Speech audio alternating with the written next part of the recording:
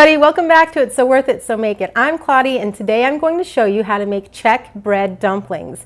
And these dumplings are great for any recipe that has a sauce or a gravy. So let's get started on this. Let me show you what you're going to need for this recipe.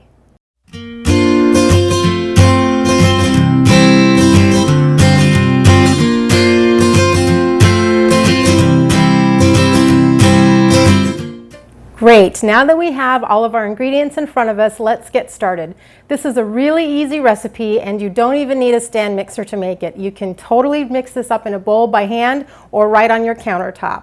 All right, so the first thing we're going to do is put our flour in our mixing bowl. So we're just going to dump that in.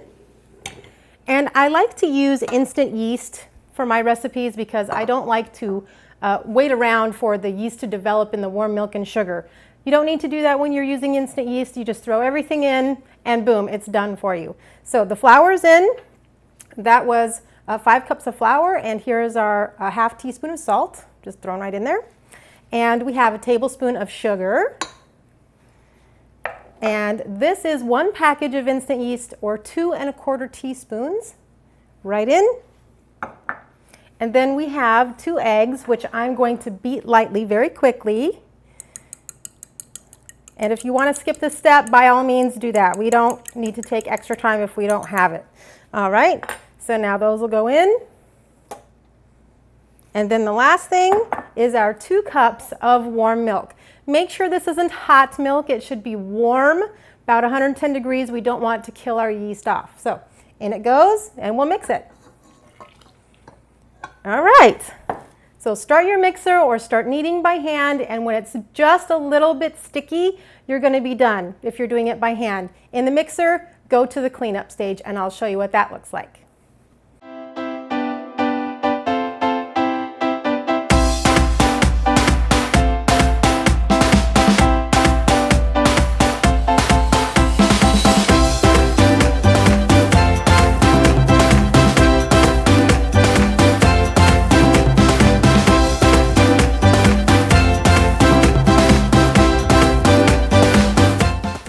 Okay, so after you have mixed up your dough, put it in an oiled bowl, or you can just leave it in your bowl that you mix it if you did a stand mixer, and let it sit for half an hour to an hour or until it's doubled in size. Now, I have already done that and my dough is ready to proceed with the recipe. So here is my dough that's doubled in size, and I'll just take the plastic wrap off, maybe. And it's okay if the dough sticks to the wrap. You can just pull it right off. Don't worry about that. Okay. And I'm going to put a little bit of flour on the board here on the counter. And you can skip the next step if you would like to, but putting the breadcrumbs in is a nice thing to have. So I'm just going to do that next. And let me get out my handy dandy dough scraper. And we'll get this dough out onto the counter. There we go. All right. And now all you're going to do is take your cubes that you made with the toasted cubes, and we're just going to mix these toasted cubes in. And like I said, if you don't have any extra bread laying around, I mean, you can use anything, a couple slices of sandwich bread, leftover baguette, whatever you've got. But if you don't have those, you don't have to do this step. You do have to do a bit of kneading, but don't add the bread cubes if you don't have them. So the important thing here is, if you have your bread cubes, you just want to incorporate them a little bit. So this just requires like 1.5 minutes of kneading time, and it's really easy to do. And the great thing about this recipe is that there's mostly no work involved. So all you're doing, this is the manual labor right here. This is it. Everything else is totally easy to do. So just go ahead and get it incorporated. Okay, after you've got your toasted bread cubes incorporated there, we're just going to take our dough, and I'm going to show you how to cut this up and get it ready for the boiling. All right, so when I grew up, my mom made these, and I absolutely loved them. And she made them very huge. So she called them Polish footballs, and they start out this size, and after they're done boiling, they are this size. they're huge and they're like little babies. So you don't have to make them that big. You can make them smaller. I'm going to do one to show you how it looks when it's all done, but I can also show you how to make them smaller. So for example, you could just cut the second half of this dough in half, and you'll have two smaller little Polish footballs there. And you can also make little guys for soup or something like that. So you would just cut these dough into smaller pieces like this and just set it on your cookie sheet that you have lined here with some parchment paper. Now the next step is all you're going to do is cover this and let it rise. Easy. Nothing to get excited about. This recipe is one of the easiest ones you'll make. Done. Now we'll set this aside. Get a large pot on your stove, fill it about 2/3 full of water, bring it to the boil. By the time your water is boiling, this will be done rising. It doesn't need to rise any longer than that. So maybe 15 to 20 minutes, depends on how strong your stove is. And that's all you have to do. So now I'll show you how to cook these. Over high heat, bring a large pot of water to the boil. When the water starts boiling, add a teaspoon of salt. Carefully place the dumplings in the boiling water. Cover the pot and turn the heat down to medium. Cook for 10 minutes. Turn the dumplings over and cook for an additional 10 minutes, covered. If you are making small dumplings, cut the cooking time in half. Carefully remove the dumplings and put them on a rack to drain. And congratulations, if you've made it this far, you've managed to wrestle these beasts out of the pot. Good job.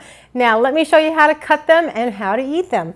All right, so I've put them on a rack because I like for these dumplings to drain a little bit, because if you put them right on a cutting board or on another surface, it's just going to make it gummy on the bottom. So give them a little room to breathe, and you'll notice that as it cools down a bit, it's going to dry up on the outside, and that's exactly what we want to happen. So the next thing we want to do is take a fork and just pierce this Polish football all over the place. We want to get the steam that's inside out. Okay, and once that's done, you can proceed to cut it. And there's a couple ways to do that. And let me get this dough off my fingers. The old world way of doing this is with a thread.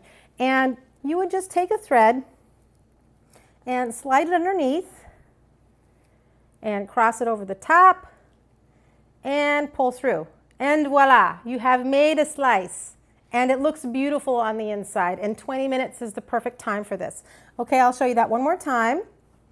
So you just go underneath and decide how thick you want these. I like mine right around 1 inch thick. And cross over and pull through. And voila. See? There you go. Perfect. Those are perfect. Now, if you decided to skip the toasted crumbs, bread crumbs, they're not crumbs. They're like croutons, and I keep wanting to say that.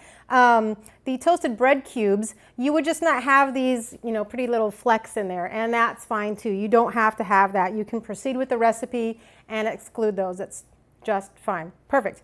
Now, the next thing that I want to show you is that you don't have to use a thread. You can cut these perfectly with a knife too. So you would just do it like you were cutting a loaf of bread, and just use a serrated knife and go straight through. See? Easy as that. Easy as pie. And look at how awesome those are. It's great. Okay, let me cut one more, and then I'll show you how to serve this. Okay, all right. Come on, football, back over here. Perfect. And I have so much of this dough on my hands.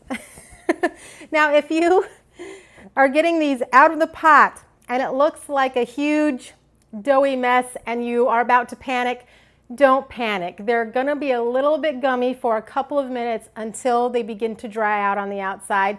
Don't worry about that. There's nothing, nothing's going to happen. It's going to be fine. Trust me.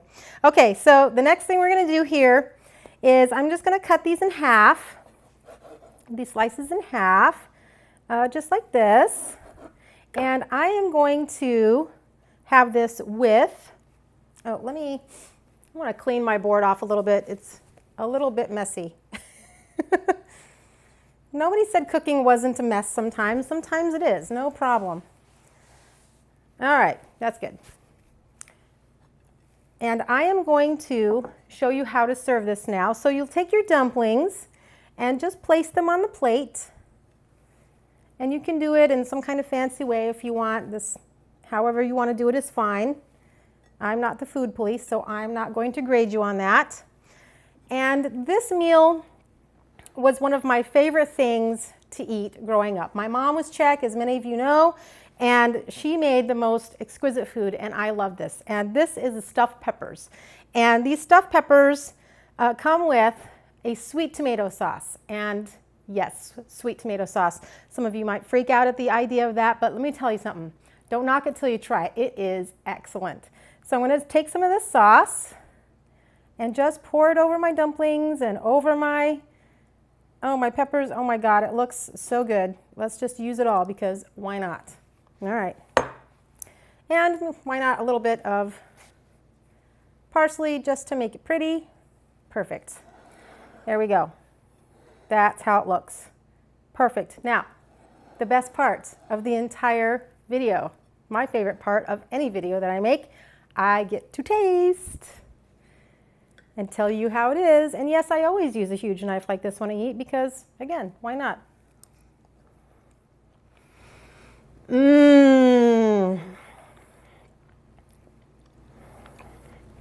That is so good. The dumplings are light, they are fluffy, they look dense, they feel heavy when you're carrying it around, but really it is amazingly light and soaks up the gravy and the sauce just perfectly. One more tiny bite, because if you aren't convinced.